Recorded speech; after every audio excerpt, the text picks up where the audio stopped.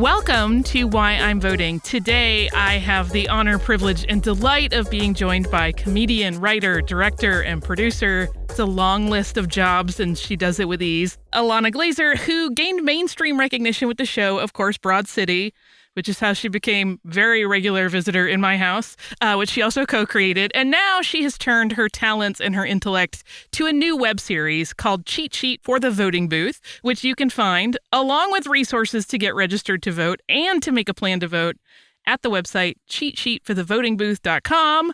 Ilana, thank you so much for being with me today. Thanks, Holly. That was a really generous, kind, and empowering intro. I appreciate it very much. My great pleasure, I assure you. So the first thing I want to know is when you learned about voting. Was this like an elementary school situation? Were you older when you actually realized I have the power to cast a vote and that matters? Or some other time? First of all, I think when I was a kid, voting seemed like the way the world works, democracy. So maybe that's when I was a little kid. Wow, voting. Yeah, America. America's the greatest. And the whole world votes and is aiming at democracy. It's this big idea up in the clouds. And then as I got older and became a voter myself, I remember also in high school, I couldn't vote when John Kerry lost. I remember I was devastated. And I grew up on Long Island in this very socially conservative town, and which is a lot of suburbs and a lot of Long Island. And I remember my teacher and he was like progressive, and we were both devastated when Kerry lost and Bush won. And I was so sad and angry that I couldn't vote. So then as I started voting, I started like realizing in practice and in bringing my body to the polls and going and doing it, I realized not everywhere is a democracy. And this is a privilege. And now as I get older, like in my later 20s, and early 30s, I'm 33. I'm like, oh my God, democracy is not afforded to everyone in this country. Since the beginning, it has been designed for the wealthiest of white men, and it has, and white people. I mean, we are celebrating the 100th year of women's right to vote, but really that means white women. And it took decades for Black women to be allowed. I mean, I want to say earn, but it's like they were earning it and doing the work that whole time. So that's not quite the right word, but until they were granted by the state. Indigenous women, I mean, the indigenous community has been kept down, genocided since the beginning. So really that is what is just gripping my heart and hurting me. It should just be an app. We have apps for everything else, for sex, for food, for pictures. We should all just be able to vote on our phones. Yeah, I have an app for the liquor store. It's all easy peasy. For your local liquor store? Yeah. So you order ahead of time and then you just pick it right up? Pick it right up. They know me by name at this point. I know you mentioned like it's a little blurry in terms of remembering your first voting experience. Do you remember what it felt like the first time or few times you voted? Like, did you come out of that experience being like, I did my thing, I feel good about it? What was that like? I always liked the community feeling. And actually, oh my gosh, I remember when a vote was set up in 5th grade at my elementary school, and I think my mom volunteered at the polls. There's just an exciting feeling around it. The other community thing, I grew up with Hebrew school and synagogue, and that was always such a nice community feeling. And I grew up not with a lot of Jews, so I would see like people and their church community, and sometimes like join my friends to go to church, and that was another version of community. And like I was really into art as a kid and dancing and all that, but like that's not the same as community. The feeling of, synagogue or church or voting, to see your community members in that light, in that context, you step into that space and it's different. It's like, it's sweet, it's tender, you're taking care of each other, you're all seeing each other, taking care of each other, stepping up and engaging civically. I love the feeling of voting. And this year, it's always these older people volunteering at the polls. And in New York City, it's often older brown and Black folks volunteering for the polls. Just want to shout out powertothepolls.org, which is now a way to volunteer to sign up since it's COVID times. If you're young and white, sign up and volunteer to woman the polls because it'll extend the early voting time. But, to see like older folks running is so dope. And I'm like, yeah, that's like the most respectful thing. I mean, they're working for the community, but it just is a time at which you like have reverence for your elders. And it's just, I feel really lucky when I vote to be able to vote. And it's, they set up all these obstacles to vote. It's not easy to make a voting plan, but once you're there, once you're in the room, it's easy. Yeah. I love seeing everybody from my community that I don't always see. It gives you a sense of like, I'm not just voting for me and my future, but these people are also in this boat with me. Let's do it for each other.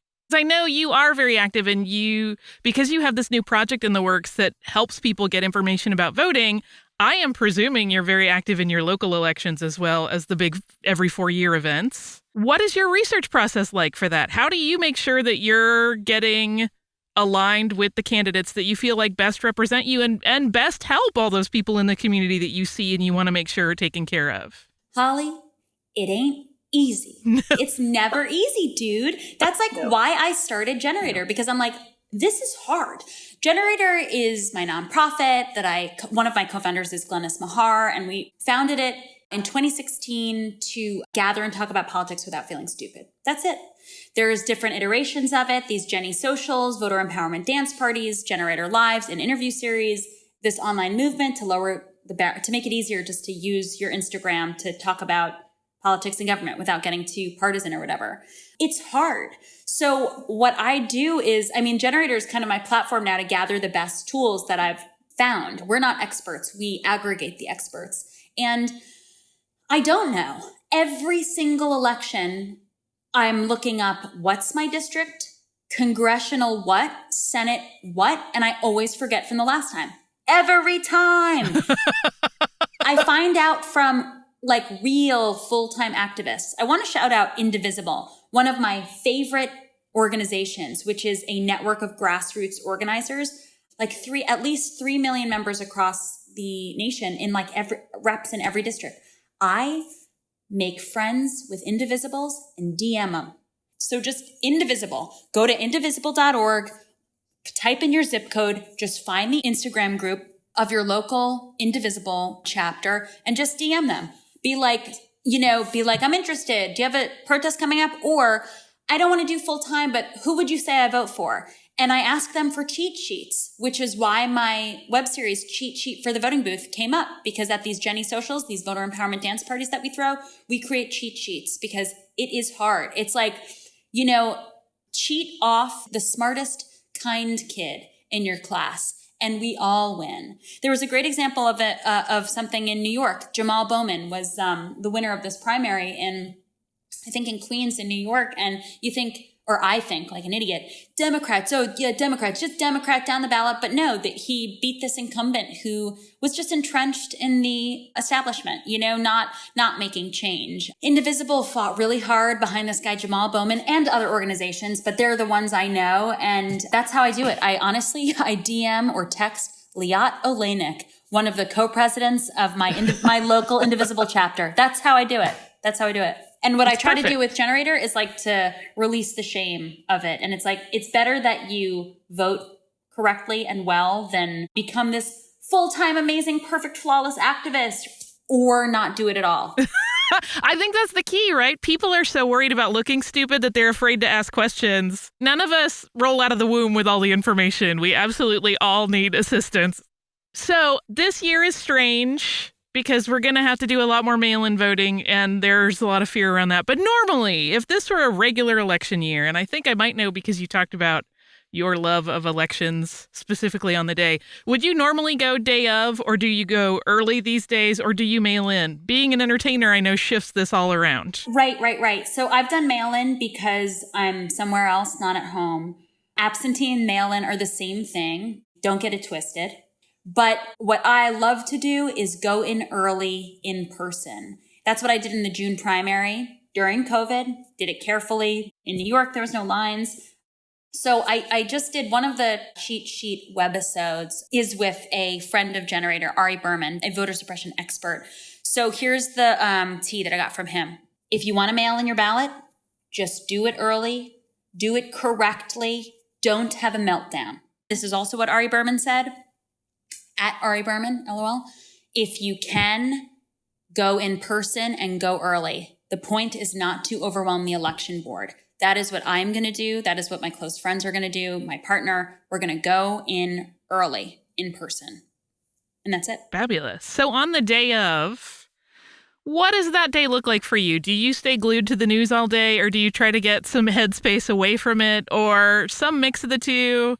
Mix a cocktail and pretend you live in another country? How does it work? So I planned a little trip just out of the city, just a little trip out of the city for like the weekend after. I'm like losing sleep, revved up for this. I'm like struggling, honestly, with like self-care right now. And democracy is cool. You know what I mean? Yes. Gen Z and millennials are the new adults, and it's our time. And we know what's up. We talk on Twitter, we talk on Instagram, and the kids all up on TikTok. We prefer human rights over stealing human rights. This is the first time that Gen Z and millennials make up the biggest voting bloc ever in American history. You're very cavalier and casual about it. You have no interest or passion. Yeah.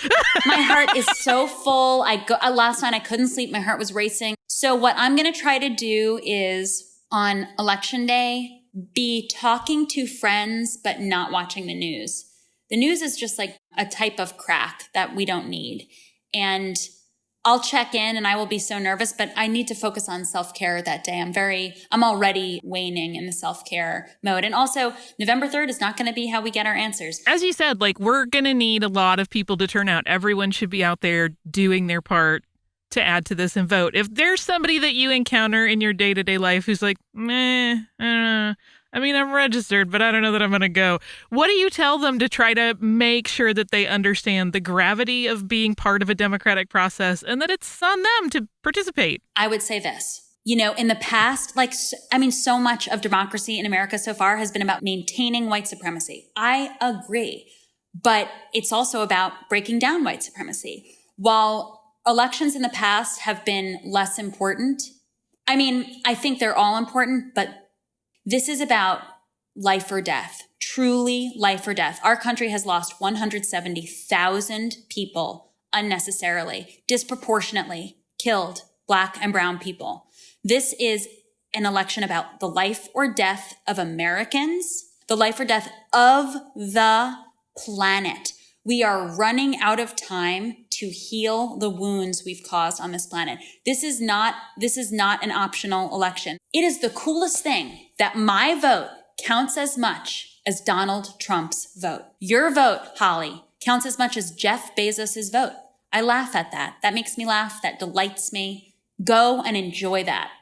Ilana, thank you so much for hanging out with me and talking about voting. Thank you, Holly. You can tell it's burning from my loins.